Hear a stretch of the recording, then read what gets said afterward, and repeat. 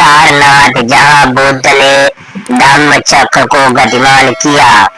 गौतम बुद्ध ने ज्ञान प्राप्ति के बाद जो प्रथम धम्मोपदेश दिया वही आगे चलकर मानव इतिहास की सबसे महान आध्यात्मिक घटनाओं में माना गया। ये पवित्र स्थान है सारनाथ, जिसे प्राचीन काल में ऋषि पतन मृगडाव वन कहा जाता था।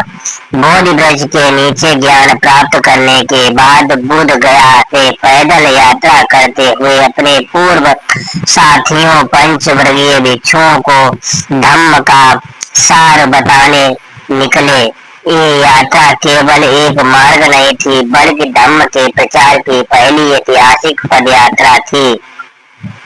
परंपराओं और स्थानीय स्मृतियों के अनुसार बुद्ध ने गया से चलते हुए दुब्बा, देहरी, सासाराम, बहुआ, मुरमुरिया और मुगल सराय जैसे क्षेत्रों से होकर यात्रा की।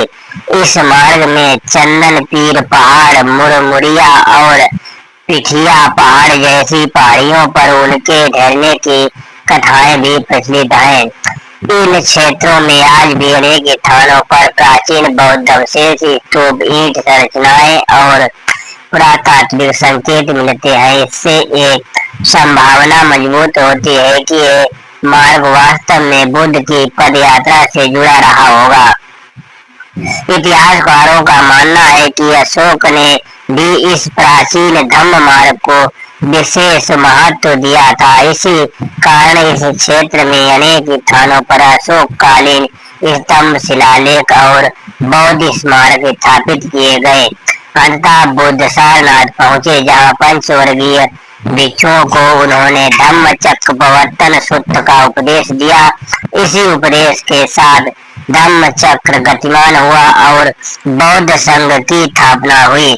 सारनाथ केवल एक तीर्थ स्थल नहीं है, बल्कि वो भूमि है जहाँ करुणा, मध्यम मार्ग और प्रज्ञा का संदेश पहली बार संसार में गूंजा। यही यहाँ की धम्म ऊर्जा आज भी साधकों और यात्रियों को गहरे स्तर पर स्पर्श करती है।